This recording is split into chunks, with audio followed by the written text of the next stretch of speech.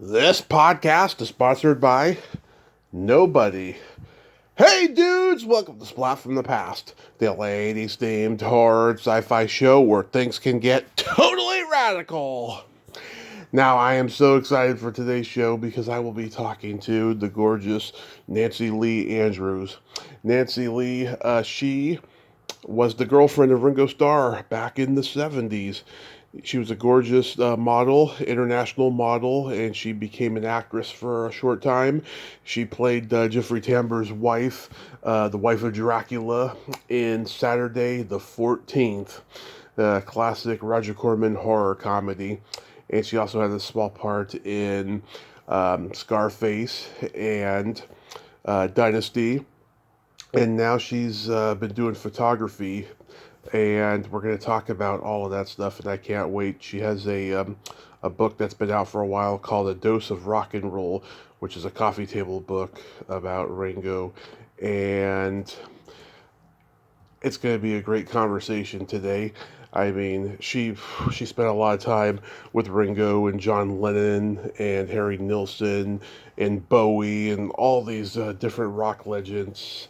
And it's funny, I always knew about her, but it wasn't until Miss Odell had her on her Zoom podcast show recently that she came back on my radar, and I was like, oh my God, I gotta have her on. She's got no filter, she's honest. Oh, this is gonna be a great conversation. I cannot wait. So, yeah, here is my interview with Nancy Lee Andrews.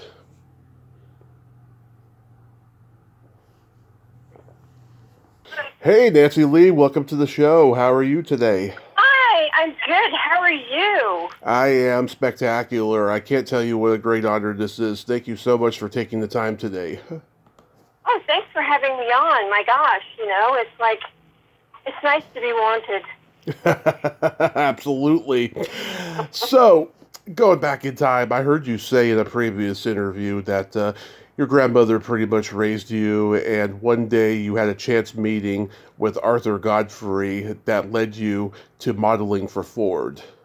That's right. Yeah, so what happened? Um, what happened was is that I was fresh out of high school, and I I had about $8 on me, and I went into the city. My girlfriend's brother took a contact sheet of me in a little gingham bikini at the beach. Hmm. And I said, I'm going to see if I can get a modeling agency before I start college a few months in the future at NYU. And I went to a couple of agencies, and they refused me. And so I was walking along Madison Avenue, and the heel on my shoe broke. Wow. And I was just hot. It was June. I was tired. And I started to cry, and I sat down on the curb and started to cry with my heel in my hand. And all of a sudden, 2 feet wearing spats came up alongside my leg and said, what's wrong? Why are you crying? And I looked up, and it was Arthur Godfrey. And I said, well, Mr. Godfrey, I broke the heel of my shoe. And I was like on 56th and Madison or something. And he said, well, come along with me. We'll take it. We can fix all this. Come with me. And I thought, well, it's Arthur Godfrey. I'll go with him. My grandmother listened to him every day on the radio. So we go up to his office, and he's got boxes everywhere. And I said, Mr. Godfrey, are you moving in? And he said, no, I'm moving out. This is my last week in Manhattan. And I went, oh. So I'm retiring.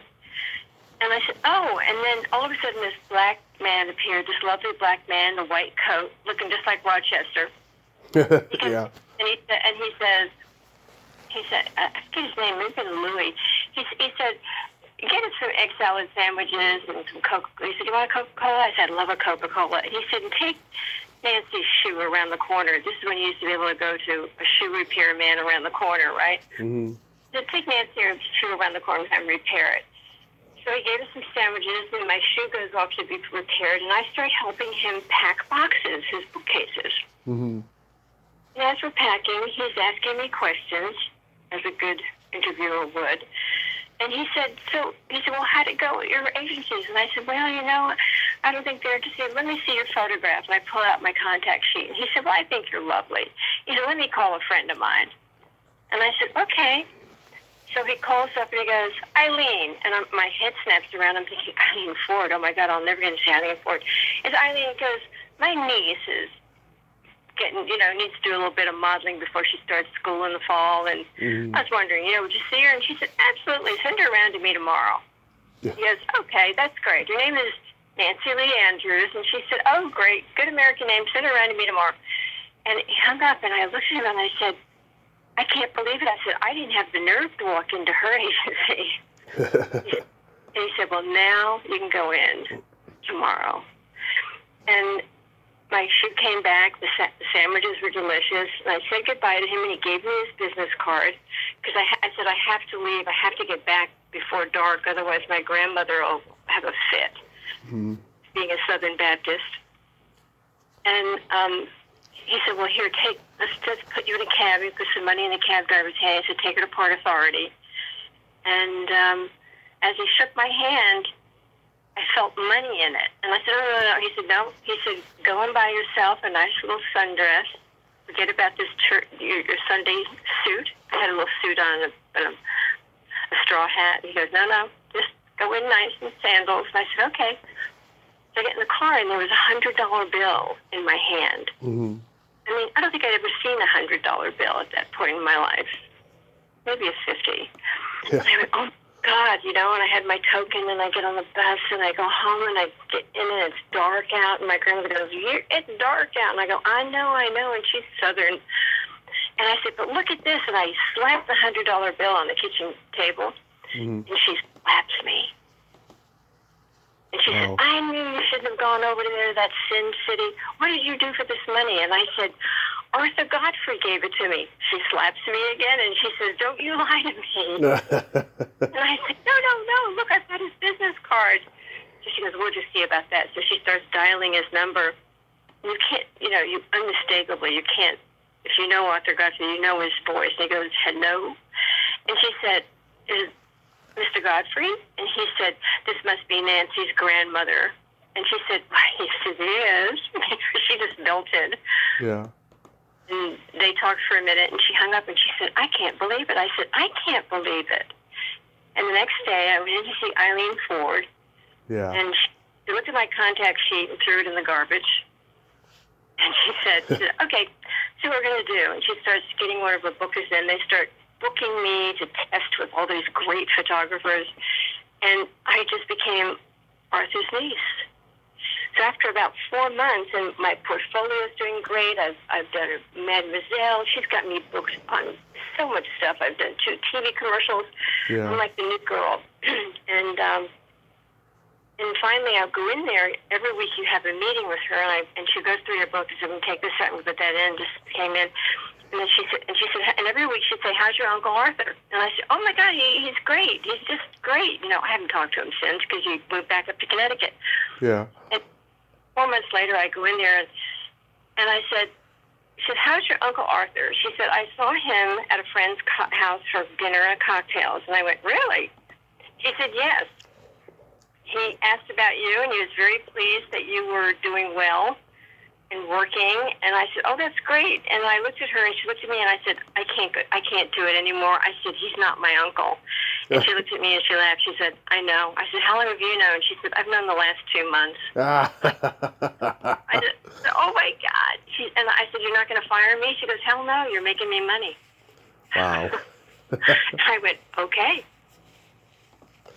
Wow. So that's my Godfrey story, which is it's kismet, it's magic, And, yeah. And one thing he did say to me when I was leaving, he said, this is my last week in this town. This town has been good to me. He said, I'm going to pass my luck off to you. God, I've heard so many stories like that in show business and the acting and music world, and it's funny, you don't hear those stories anymore. I mean, that was just a magical point in time because there was no internet, and the business wasn't predicated so much on money, No, it was on connection and connections and, yeah, who you know and how you comport yourself, I suppose. Yeah. So, long before you met the Beatles, do you remember the moment you first saw them on the Ed Sullivan Show? Oh, yeah. Oh, yeah. I was, when was that? What year is that? 64, 64. yeah. I was in Alabama, living in Alabama with my sister, Mm-hmm. Southern woman. And we watched it, and I thought, I wasn't jumping up and down and everything. I was just going, wow, look at them. Yeah. Look at them. Yeah. Yeah. So I loved their music, and I remember the first single that hit us in Alabama that was on the radio was I'll Follow the Sun. I love it. Yeah. Which is one of their songs that you don't hear very much. Yeah. They always go to Love Me Do or I Want to Hold Your Hand. Yeah, I mean, it was post-Kennedy assassination. The world was in disarray. We needed cheering up, and lo and behold, these four Englishmen, they had the cure to the sadness. It's true. And I was in Alabama, which was so against the Kennedys. They were like redneck, not redneck, but, Conservative. When I went down there to live with my aunt and my freshman year in high school, and the black men would get off the sidewalk when they saw us coming and step into the curb until we passed. Mm-hmm. I said, why is he stepping up the sidewalk? And my aunt said, that's just the way it is down here, honey. They know their place. And I went, God. Yeah, by God. It was awful. And I was sitting in class when the principal came over the loudspeaker and said, we have some terrible news. And he was from actually Maine. He said, we have some terrible news. He said, John F. Kennedy, our 34th or something president of the United States, was shot dead today in Dallas. Mm-hmm. And the school uproared, cheering. Mm-hmm. I remember sitting there with a new English teacher who was from Boston, and she and I were looking at each other and we were crying. Because when I was a little girl, I was a Kennedy girl. I used to have a plastic boater and go around handing out pamphlets. And Yeah. It's like, oh my God. Yeah, I was in the middle of it. Yeah, God.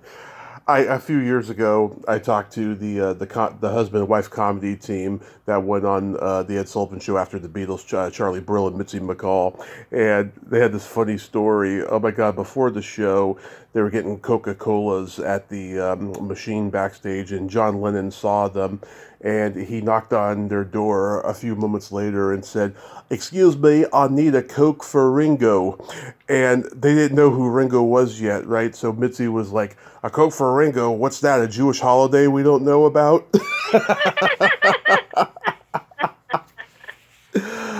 Oh, it was funny. hilarious. Yeah. My mom got to see the Beatles at the Cow Palace in '64 when she was 10, and she got to meet them backstage because my great aunt had connections. She worked for the Hilton in San Francisco, and my mom got their autographs, and my uncle accidentally threw them away, and to this day she will not forgive them. I don't blame her. Yeah. I had Frank Sinatra's autograph to me, and I don't know what happened to it. Richard had found me his 78 record of Nancy with the smiling face or something. Mm-hmm. Had it framed with the napkin that he signed for me. And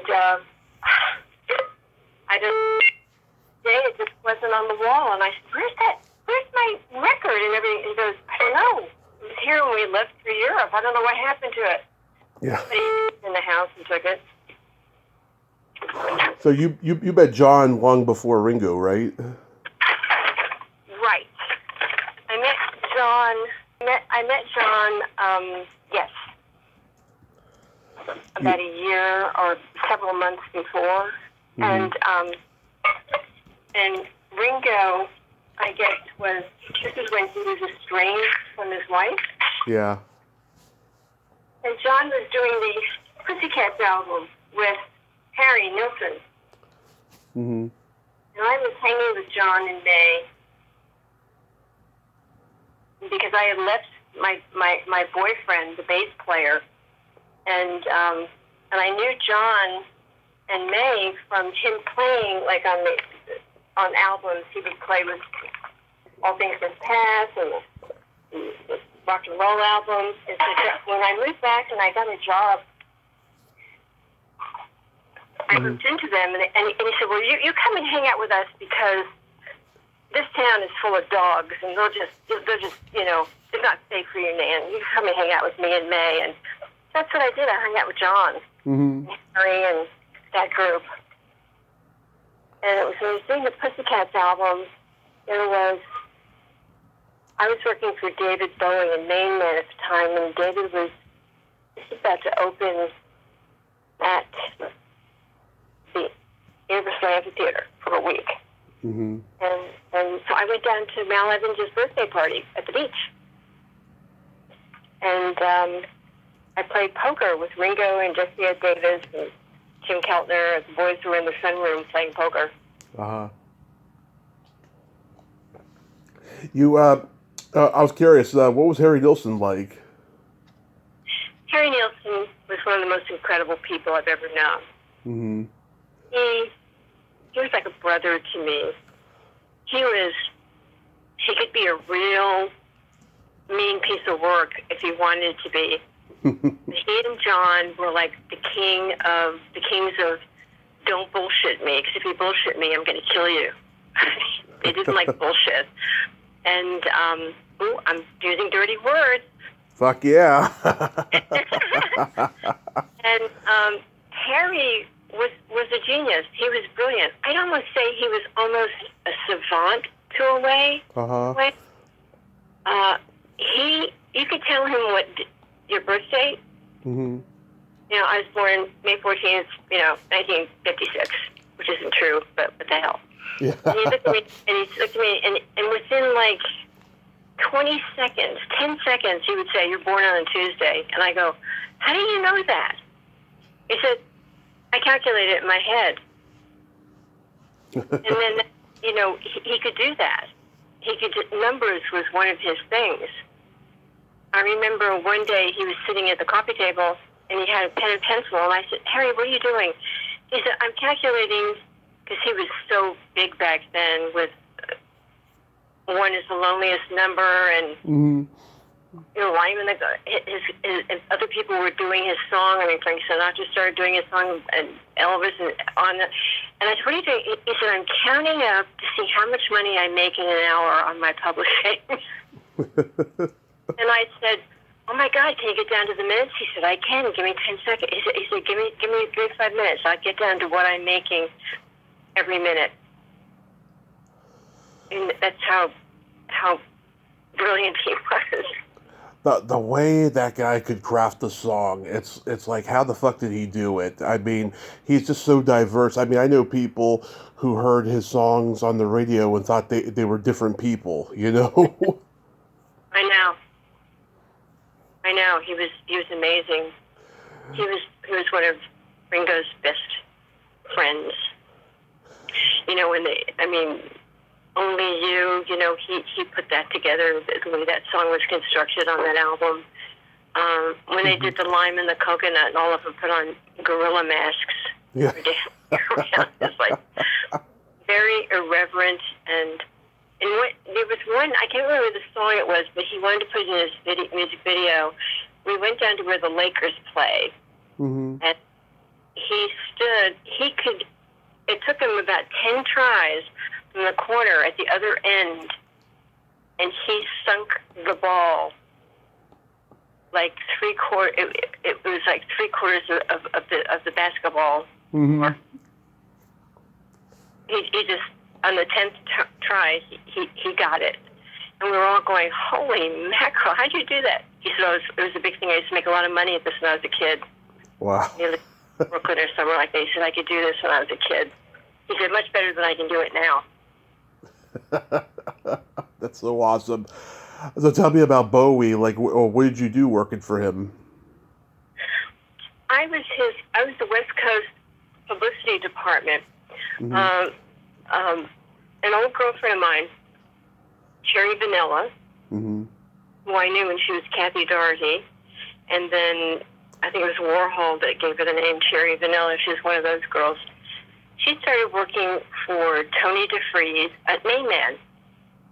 Mm-hmm. And I was working at the time in L.A. for Ode Records, Lou Adler. And I was really making a name for myself, handling publicity and making events happen. Mm-hmm. The opening of the Roxy with the Rocky Horror Picture Show. And he said, I need someone on the West Coast. And Kathy said, oh, you got to talk to Nancy. And he called me up, and I went in and had a meeting with him at the Beverly Wilshire. And we got on really great. He said, I'm breaking this young man. He's what I call glam rock, and he's blah, blah, blah. And I said, oh, really? And he showed me pictures of him. I was going, wow. I said, he's extraordinary. And then David came in, and we had a meeting. And then I left. And as I was getting in my car, he came running out, and he said, if you want the job, it's yours, and I'll triple your salary, whatever Lou Adler's paying you. And I said, really? He said, yeah. And I thought, God bless Lou Adler, but he was cheap. Yeah. I've heard. Cheap. And so I threw out a fictitious number that he was not paying me, and he said, fine, done. And that's how I jumped on the Main Man David Bowie train, breaking him into America on the Diamond Dogs tour. Mm-hmm. That was when he was making the transition from glam rock to soul. No, that's when he was big into spiky red hair. Uh-huh. This is 1974. 4 or 5, yeah. Yeah. Yeah, he was, I don't know about soul. This is Major Tom to Ground Control time. Yeah. But anyway, it was a great gig, a great job, and that's when I met Richard, and we started getting involved, and Ringo said, he said, well, come and do my publicity, take care of me. And I said, oh, are you going to pay me? Yeah, God, that tour must have been amazing. It was amazing. The Diamond Dogs tour, because at the amphitheater, I mean, Jules Fisher was doing the lighting. He pulled in top choreographer from Broadway. It was all Broadway infused. And the guy who made the set, there was 3,000 moving parts on the stage where Mm-hmm. he would catapult out over the audience and move around, almost like a cherry picker, but it was very modern built. Right. It was phenomenal. Wow. And then, I went to San Francisco. We broke it in L.A. at the amphitheater, and then we took up to San Francisco, and then we went to Chicago, and then New York. We only did about 4 or 5 cities on that tour with that mechanics, with those mechanicals. Wow, that is amazing. Man. It was, and David was really cool. He was cool. He was cool with me. He didn't come on to me. I think I was the wrong color for him. Yeah. Was Susie Runson still doing his hair? Maybe. I don't remember that. I mean, it was easy to find out. I didn't meet. If I saw those girls and people, it was in passing. Mm-hmm. It was me backstage in his room, having meetings and taking care to make certain people got their seats in the VIP, and the newspapers and the interviewers. That was my job. Interesting. Yeah. Um, were you with Ringo when he was in the Mae West movie Sextet? I was. Yeah. Oh my God. Was that this must have been crazy. Here he is in this weird movie with all these legends. You know. You know, and it was so bad that it was kind of good. Yeah. It was so bad, and he's playing like this director, her fourth husband or something in Joppers, you know. Yeah. I remember being on the set and watching Mae West, Yeah. and she was brushing her hair and looking at herself in the mirror, Yeah. and someone came up to her, a handheld mirror, and someone came up to her and said something to her, and then suddenly she was looking in the brush and brushing her hair with the mirror. And her assistant went up to her and said, May. She said, oh. She said, and she looked at me and she said, getting old isn't fun. And I said, me being in my 20s, I felt like, well, I guess not. But we had a New Year's Eve party when that was at the end of that year, and we invited her. Mm-hmm. She came. She came to our black tie New Year's Eve party. Because I said to Richard, I said, Mae West is not going to come to a bunch of cowboy fringe and beards. And he said, we'll make it black tie in honor of May. And I said, yeah, let's make it black tie. Yeah. And I had a chair in the living room, just almost like a throne where she sat. And Paul Kovac, her man, who was like, I don't know, Mr. Universe 1956, Mm-hmm. dedicated to her. And he stood and sat behind her. And the men, it was precious to see because all these rock and roll men would come up and sit at her feet and pay homage to her. And I remember walking over to her and I said, May, are you okay? You having a good time? She said, it's perfect, doll. It's perfect. She said, I got my men right where I want them at my feet. There's a hilarious story that Alice Cooper told on Pamela He was Day. there. He was at the party. Yeah, there's a hilarious story he told on Pamela Des Barres' podcast a few years ago, where they're all having dinner at after a day of work on Sextet, and Mae West says to Alice, "Hey Alice, why did you turn down my advances earlier?" And Alice said, well, I'm happily married and you're 80 years old. And everyone started laughing at the table. And then every guy at the table in a row proceeds to say, yeah, I've heard that from her too, right? But then you get to Keith Moon and instead he just quietly looks away like a little boy. He took her up on it. Yeah. Yep, he took her up on it, all right. No, I don't think so. That's just her way. She was bawdy like that. She would come out with stuff like that, but yeah. it's Just about every story I have ever heard about a young man in Hollywood having an encounter with Mae West ended in a sexual encounter, except for one. The writer interviewer Larry Grobel, he told me that he did not go to bed with Mae West, but he did get to spend time with her, and she had a boyfriend at the time. yeah. She had several. I mean, there was a boxer back in the 50s, the black boxer, Mm-hmm. who she moved into the Ravenswood back in the 40s. Yeah. And she told me this story. She said I used to like boxers. I was like, I had this boxer I was really into, and she said the owner of the Ravenswood, the manager said, I can't have him there anymore because he's black. Yeah. And I said, oh my God, May, what did you do? She said, I bought the fucking building.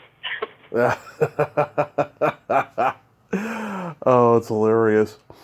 What are your favorite Beatles songs? Oh my God, I hate it when people ask me this. Okay. It changes for me every day, so go ahead. Me too. Me too. You know, I mean, I love Blackbird. Mm-hmm. I love,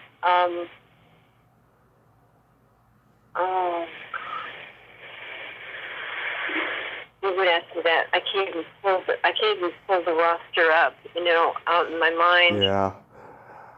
Watching these guys out here power washing the deck. Let me get into the other room. I love Rocky Raccoon because they mentioned me. Love it it. has nothing to do with me. Yeah. But my name is in there. Everyone knew her as Nancy. Yep. I love. What was the album where all four of them were photographed by Richard Avedon? What was that album? Has a photograph by Richard Avedon. Yeah, it was like the cover was the four of them, the four of their heads. Was that Hard Day's Night? Maybe, I don't know. Or Rubber Soul, one of the two. No, Rubber Soul is when they're looking over the balcony, I think. Yeah. It was probably a Hard Day's Night because their heads are all in squares and there's like a multiple of each one. Yeah. I love that album. Or with the Beatles. That I think that may have been it too.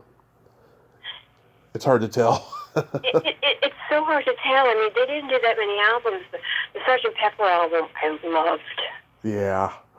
I used to put on my big headphones and listen to that. Smoke a joint. My favorite Paul song is on Sgt. Pepper's "Getting Better." It's probably my absolute favorite. Just with Paul's optimism and John's dark pessimism, it's just a perfect song. I think. My favorite Ringo song is "Don't Pass Me By." To me, that's the quintessential Ringo tune because it's like almost country-ish, and it keeps up the myth of Ringo being the unloved one in the group. I really like It Don't Come Easy. Yeah, that's a great one. You gotta pay your dues if you want to sing the blues. I love that song. The first time I heard that song was back in the late 80s. Some imitator was covering it for like 7-Eleven commercials. Oh my God. Yeah.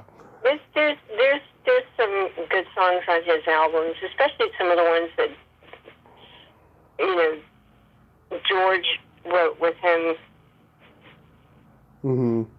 Him and George getting together and writing. Photograph is a good one. Oh my God, Photograph is epic. Yeah. The No No song. Oh yeah, Hoyt Axton. Yep. Hoyt Axton wrote that. Yeah, that became huge for both of them. God, so many people I know love Yellow Submarine and Octopus's Garden because they're so like childlike, fable-like, Absolutely. And the funny thing, I think Octopus's Garden, Richard wrote that on his own. Mm-hmm. Which is It Don't Come Easy and all those he wrote with George. My nephew is 30 and he's a musician and he went to go see Ringo's All-Star Band last September and absolutely loved it. Yeah, he pulls in all these great guys with him that from that era that are wonderful. I think I saw a few years ago. I was in Santa Fe and someone surprised me with tickets and I went, oh my God! And I said, okay, we got to go. Yeah. And I think Hamish was on from Average White Band was on drums. Mm-hmm. Maybe Russ Kungle was on bass. I'm not sure, but it was a few guys with their hair dyed black, old rockers and sunglasses. Well, there was Steve Lukather from Toto and Edgar Winter in this group that my nephew saw. And they did Frankenstein for Edgar Winter, and I think they did Free Ride, and then they did Rosanna Toto, and of course Ringo did most of the Beatles songs that he sang, and a couple of his solo songs. It was a really good show. Yeah, he's smart the way he does that, by bringing in other people to do their hits. Yeah. It takes a lot off of him. I talked to Doug Feiger from the Knack's sister, and he was a friend of Ringo's. And I said, "How come he was never in Ringo's All Star Band?" She's like, "I don't know. That is like one of the biggest mysteries of my life. It would have been great to hear Ringo do My Sharona with him." Oh my God, yeah. And I guess for a long time, what was the guy with the rainbow hair? Hudson. Hudson. His band leader and head of his band, Mark Hudson, Oh, okay. was with him for years. Yeah.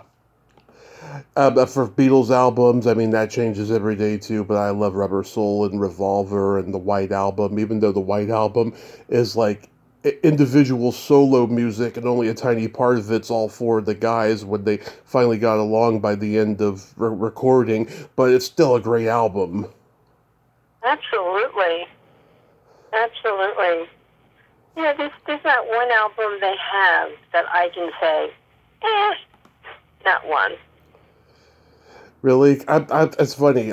There are songs I like on Let It Be, but it's not my favorite of all their albums. You know, I think it lives up to its cursed reputation, and it's no wonder. I feel like it's no wonder that they waited a year to put that one out because I don't know. There's just some vibe to it that I don't know. I don't think it's as cohesive as the other albums. That's just my opinion, though.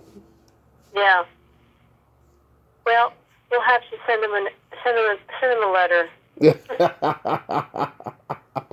Which do you like more as far as their movies, Hard Day's Night or Help?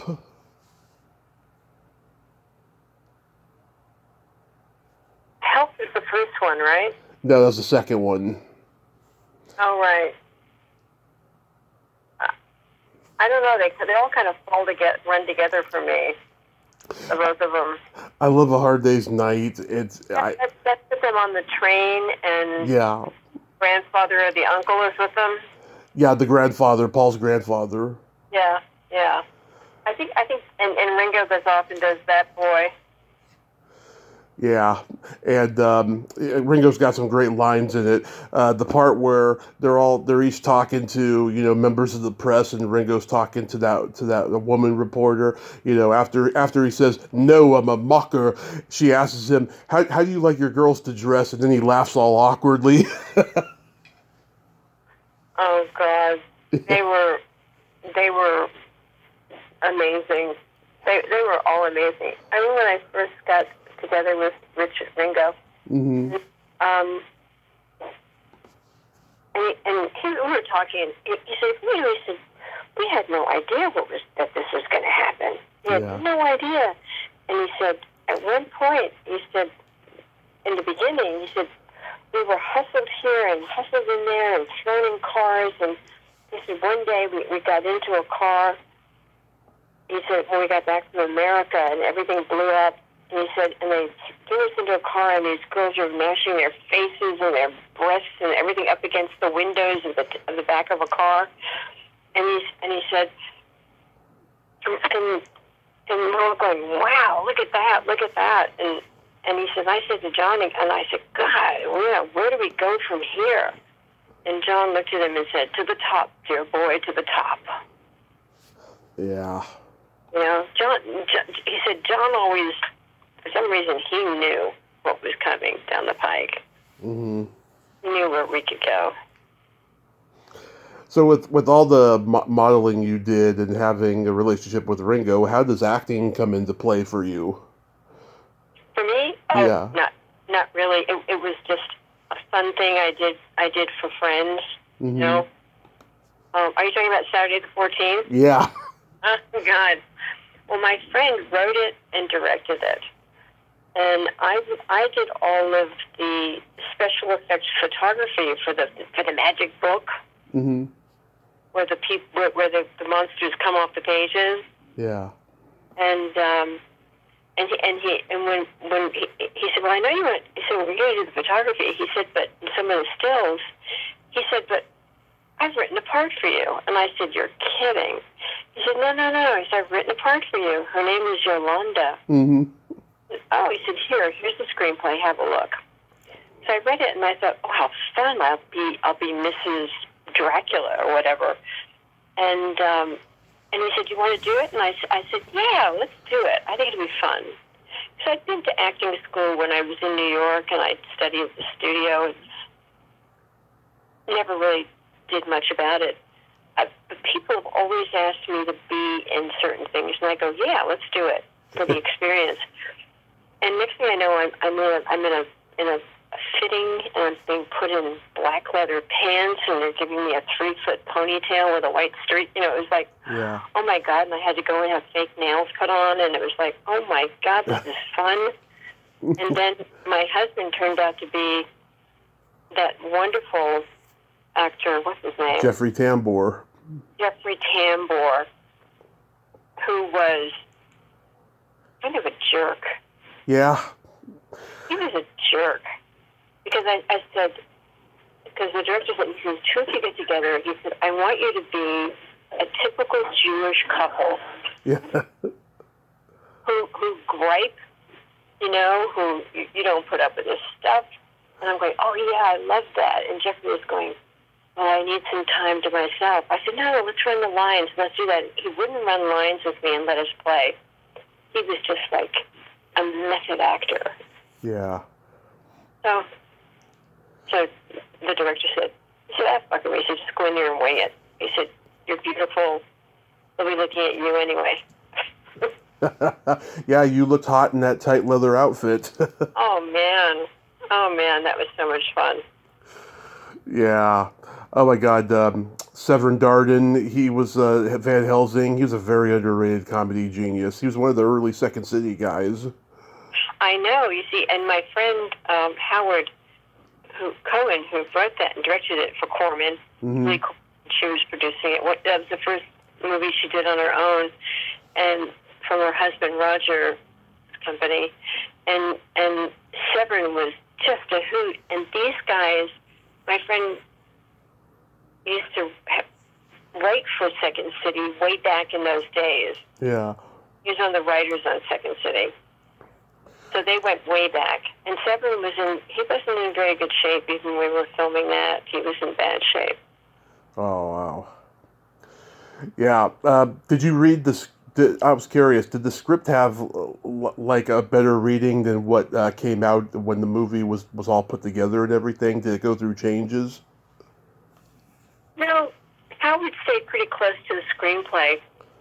Mm-hmm. It's very camp, you know. I tried to expound upon it, my lines, and he was going, no, just blurt them out. Just, you know, I wanted to be campy, and I said, okay, we'll go campy, because my God, it is campy. I mean, and Paula Prentice and her husband were just spectacular. Yeah. I thought they were great. He was wonderful. He was like Mr. Magoo. He didn't know what the hell was going on. It was funny. I couldn't turn on cable around Halloween time in the 90s without seeing it on. It was always constantly on, like Comedy Central or whatever during the Halloween season.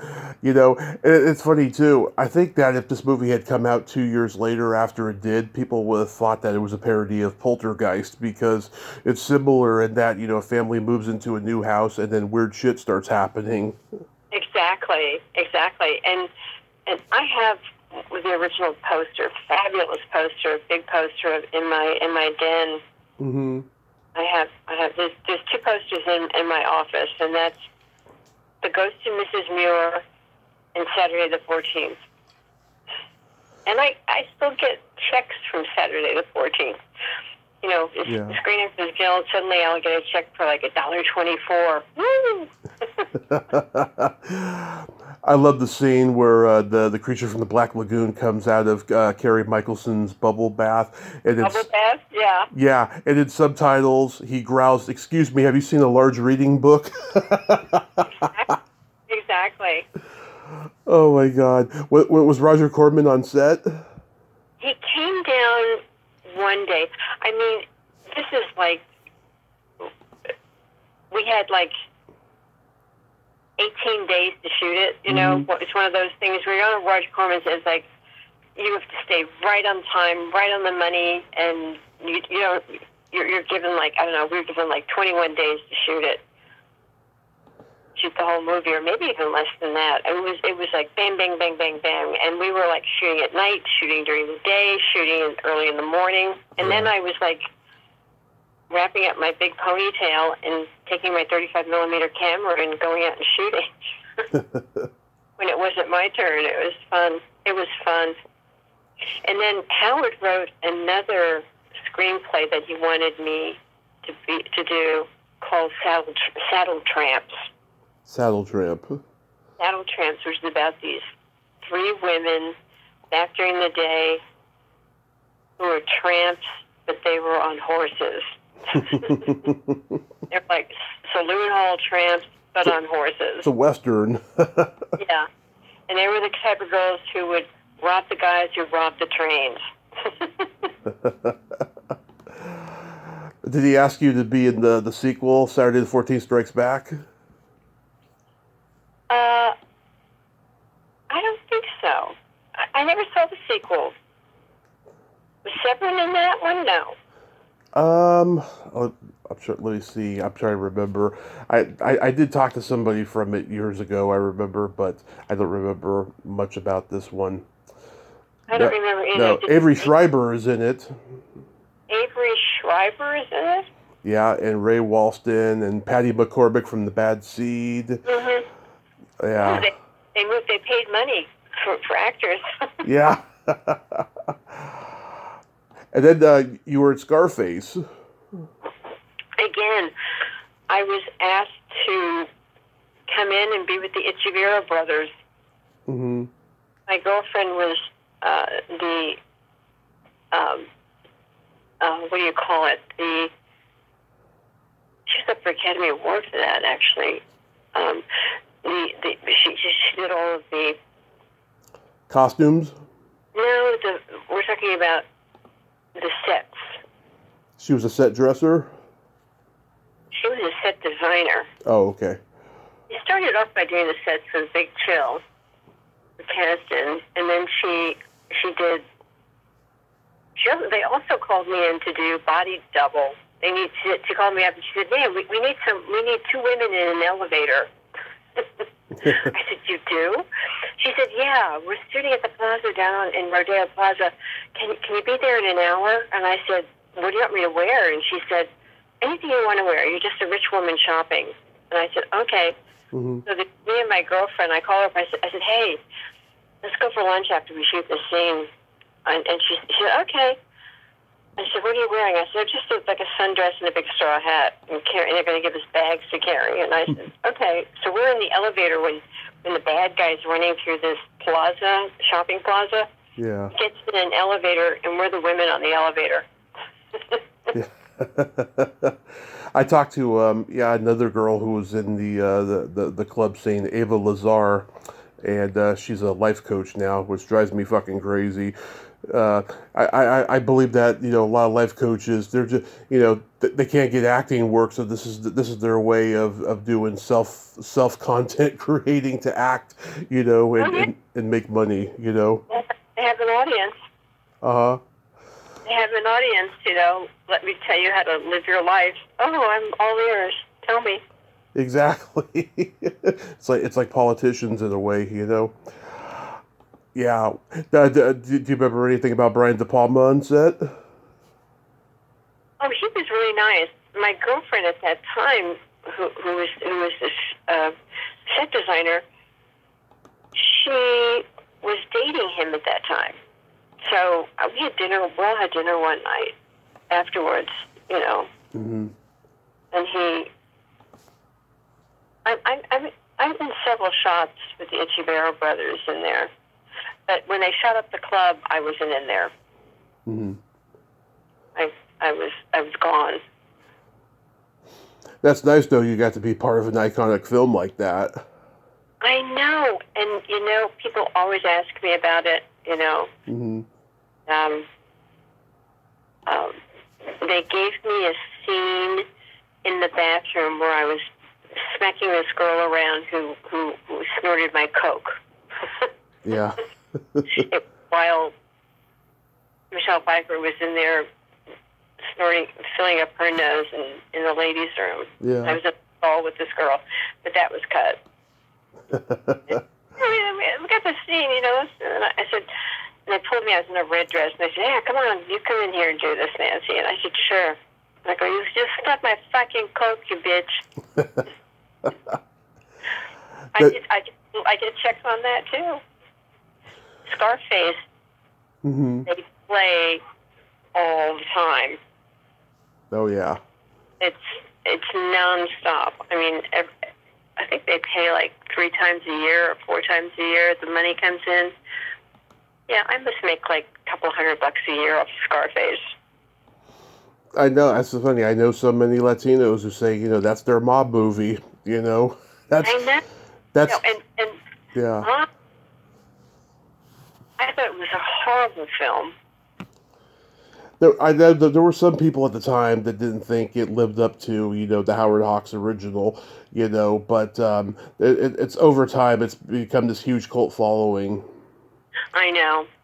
Oh, the Paul Muni one was fantastic. Oh, yeah.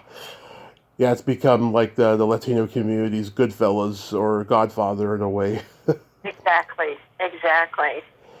You were a socialite on Dynasty. Oh my God, people know that? It's on your IMDb. Oh, my IMDb? That's funny. Yes. I guess I was. I barely remember that. Yeah, Bradford Dillman's in that episode. That was actually Catherine Oxenberg's first episode. Oh my God. They offered me a full-fledged thing on that, and I turned them down. I was an idiot. But anyway, it was like, I don't want to be on this. But my sister was assistant to the producer, Elaine Rich, and they said, she called me up, she said, "Hey, you want to come in and be in a scene, blah, blah, blah." And I said, "Sure." And I showed up, and there I was.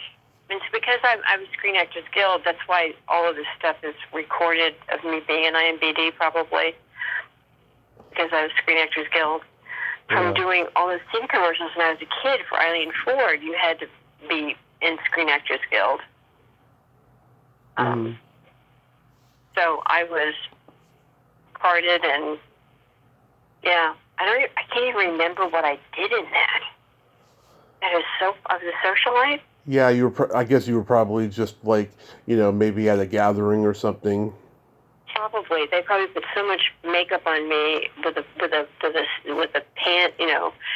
That's they used to use pan stick. And you just like put it on you with a spatula. With these big eyes and eyelashes, you know, and dark, So was it Ringo that got you into photography? No, that was my passion. My that was my hobby when we met. Okay. I was already into it. Yeah, what age did you start getting into photography? Like early? Probably, I got into it when I was modeling. I was always interested in the other side of the camera, what was going on in the lights,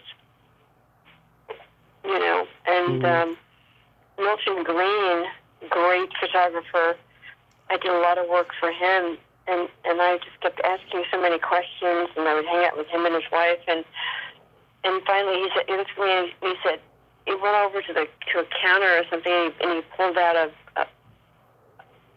little Nikon, and he said, "Here, let me show you how to load this." And we loaded it up, and he goes, "Now go out and shoot and come back, and we'll have a look at it." And I went around the city and took photographs of some of the models and stuff. And he said, "Yeah, this is really good." He said, "You have an eye." He said, "Stick with it." Milton Green is the person who was my mentor, because as the years went by, he was a great input. And plus, working for these incredible photographers and watching them work and learning about lighting, I became very good at lighting. Mm-hmm. That's when I opened my studio in Nashville. I really knew how to do beauty lighting. The women loved me down there. Mm-hmm. What do you think about, nowadays, that digital cameras have replaced the old film cameras? I know that was a really sad when that happened, but I'll tell you, I love my digital cameras. It's not the same as film. Film was so tactile and so malleable. Mm-hmm. Digital is fast, and the manipulation that you can do to it. Mm-hmm. I became very proficient in photoshopping and retouching. And when digital first came in, I was letting a guy, he needed a space to teach photoshopping, retouching, and I would let him have my studio two evenings a week in Nashville Mm-hmm. for private lessons. And boy, he taught me well, to the point where all the record companies were coming to me for their retouching on the women, from Martina McBride to Trisha Yearwood. I was making so much money on the side just retouching other people's work. Yeah, I saw the signs in the mid-2000s. I would buy disposable cameras at Walgreens, and the person at the photo counter would ask me if I wanted a CD because digital was going to eventually took over. I mean, I started getting the CDs, but I laughed it off thinking it was going to be a fad, but how wrong was I?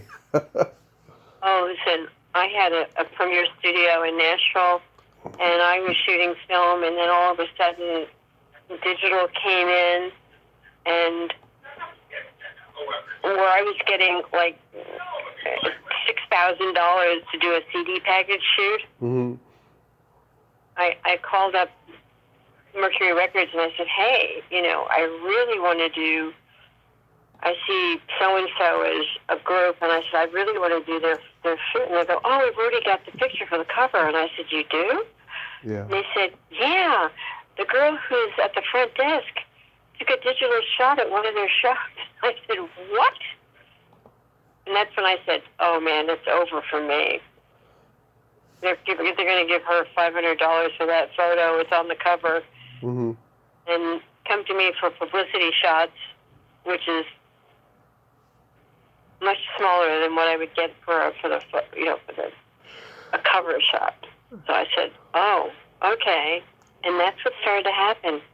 Digital came in and changed the landscape, the money, the payout, the speed. Because film and processing was big money. Thanks to social media, everyone's become their own personal amateur photographer. And I look at some photos and I go, God, this lighting is horrible. Like they don't have time to go through their phone and get the lighting just right. No, it's I call it grunge photography. Yeah. Grunge bands came in. Yeah. Now we're in the era of grunge photography. Oh, my 2-year-old son had my camera and he clicked it and it's only a piece of my face, but look at the sky. And I'm going, yeah, okay. God. Okay. It's awful. I'm out. According to IMDb, you were the still photographer on Cannibal Women in the Avocado Jungle of Death. Oh my God, are you funny? Yes, I was. And who was the star of that? It was Bill Maher and Adrienne Barbeau. Bill Maher, Adrienne Barbeau, and Shannon Tweed. Shannon Tweed, yep. Yes, I was, and that was fun. I did all the posters and stuff for that. It's funny, I talked to Adrienne a few years ago, and I wanted to ask her about this movie, but before I asked her about another movie she didn't want to talk about, and she seemed upset that I even brought that movie up, and so I decided to move on to, because we were getting to the end of our time anyway, so I was just like, okay, I'm going to talk about whatever she wanted to talk about that was new at that time, and yeah. I really wanted to ask about this movie because it's become kind of a notorious legend in the worst movies of all time. Oh my God, it was terrible. And Bill Maher, what a little shit he was. Yeah. He hasn't changed. I like him. I like him. I like him. I mean, he's sharp and he's fast and he's he's amazing. But back then he was just like this. In fact, about a month ago, I was going through my archives looking for someone for something. Mm-hmm.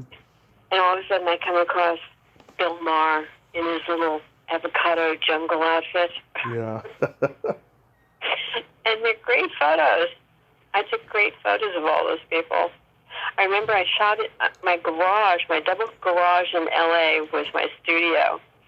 And I went out and I bought like palms and plants and made a jungle in the studio.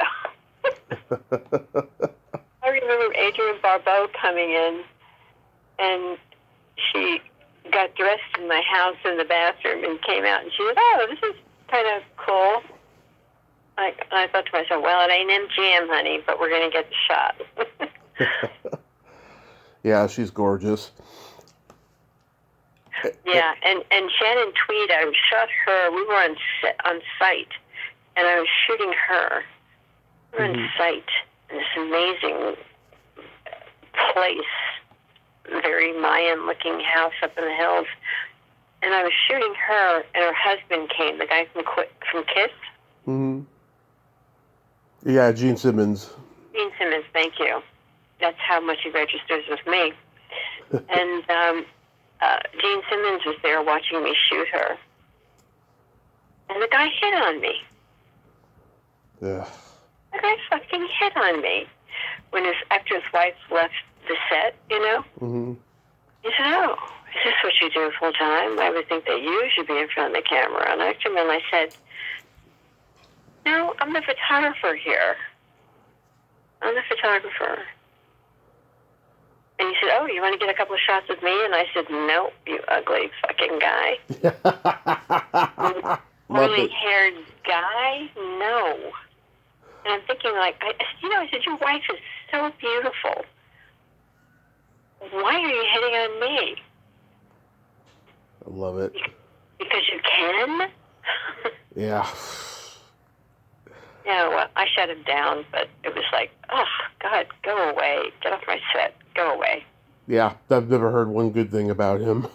Let's talk about A Dose of Rock and Roll, your coffee table book. Like, what's the genesis behind it? Okay, I had my studio in Nashville. Mm-hmm. I was just closing it down, and Marshall Terrell was doing a book with Ken Mansfield.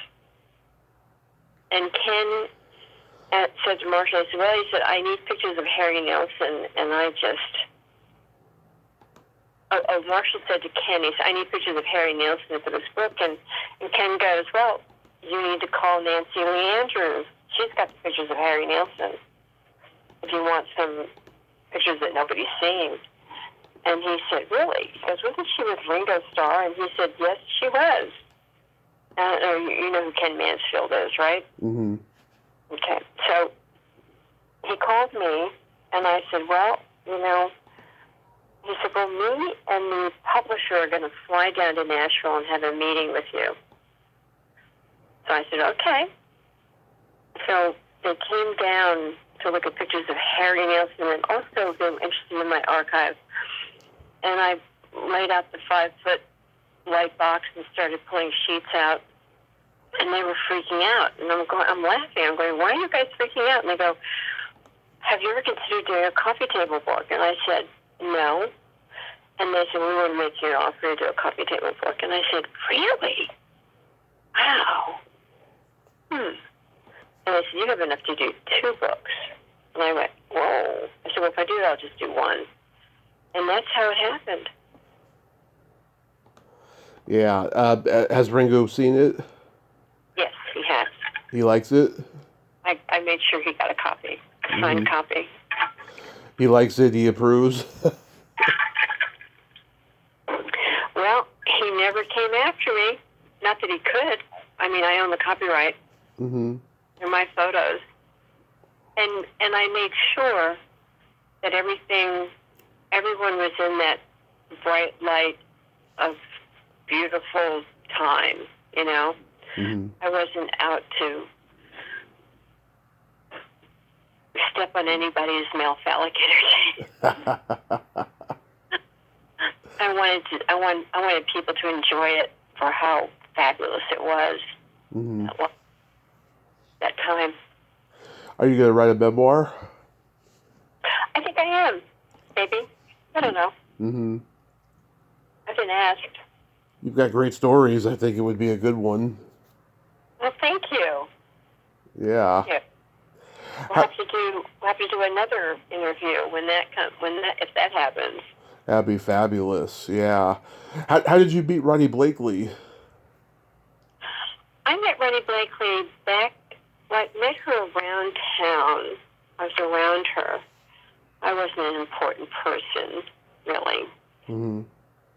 And then I met her, hung out with her a little bit at the last waltz.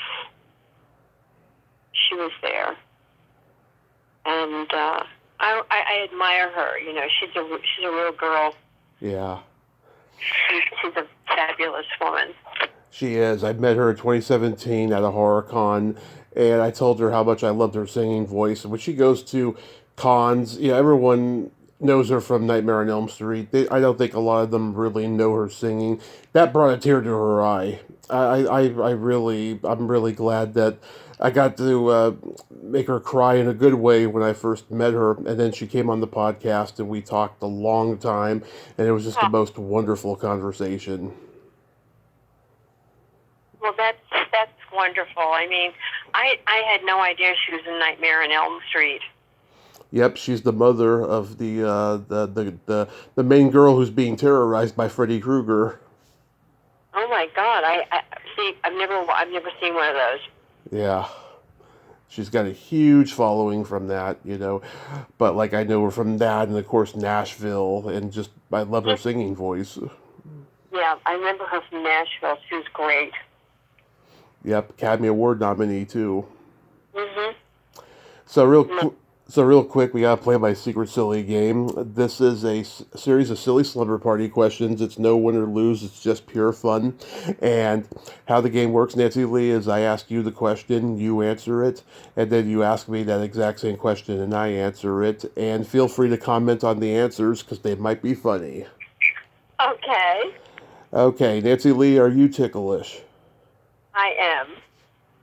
Are you ticklish? Oh yes, but if you tickle me without warning, though, I might hit you in the groin. Oh.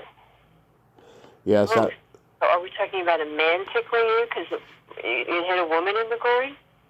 Well, it's herky-jerky reflex, so anybody's liable for a groin hit just by out of reflex. I'm more of a slap you in the face kind of girl. Okay. Just warn me beforehand, that's all. Okay, I'll keep that in mind when we're face to face. Is your belly button an innie or an outie? It's an innie. Nice. Is your belly button an innie or an outie? It is also an innie, and June is National Belly Button Month, and I celebrate it every year. How do you clean your belly button? I just use my finger. Okay. I've been known to use a Q-tip. Q-tip? Yeah, no. I've been told my whole life by doctors, don't use a Q-tip for your ears, and so I don't do it for my ears, and I don't use it for my belly button. Okay. I still use it for my ears, but... What color are your toenails painted? Right now they're painted fuchsia. Nice. Are yours painted? Yes, they're clear-coated. Oh, do you have them buffed or do you do a gloss? I do a gloss. Okay. What would you say is your best personality trait? My sense of humor. You do have a good sense of humor. Thank you. What's your personality trait? I have empathy and I have no filter. That's a good combo. I'm a Gemini, what can I say? Oh my God, you should have a mug with that on it. Yeah, I should. Or a t-shirt. Yeah. And then, if you could have anything named after you, what would it be? Oh,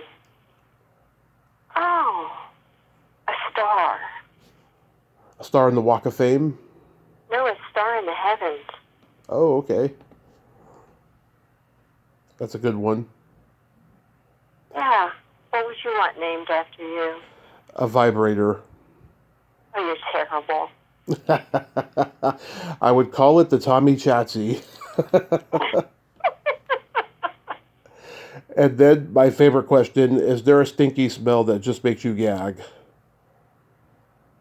Yes, there is. Baby vomit. That's a popular one. Yeah. Baby vomit. I can take a stinky diaper. I can take, dog poo or whatever, but vomit seems to be the one. What's yours? Either farts or feet. Oh my God, I forgot about farts. Yeah. Yeah, I haven't come across stinky feet. Hey, Jim. Mm-hmm.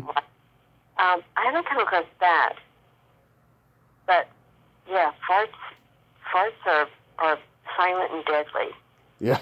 The baby vomit is right there. I have a joke for you. Okay. What do you call a boy that doesn't masturbate? That's quite a spot. There's a lot of things hit my mind. But what's the punchline? A liar. Okay, the same thing would go for a man. Exactly. Nancy Lee, thank you so much for coming on today. You are just so awesome. It's fun. Yes. And, I mean, continue writing that book, and let me know, and I would love to talk with you again. I'll let you know. Well, you take care and have a great summer. You too, and I'll see you on Facebook. Okay. Okay. Bye-bye. Bye-bye. Well, there you have it. Nancy Lee Andrews. Ain't she a sweetheart? Oh my God, so fun. I friggin' loved her. She is just so awesome. I'm glad we got to talk today. And, go check out that book, A Dose of Rock and Roll, nancyleeandrews.com. Her photography is pretty damn good, I have to say. And I hope she comes out with the memoir next year and we can talk again.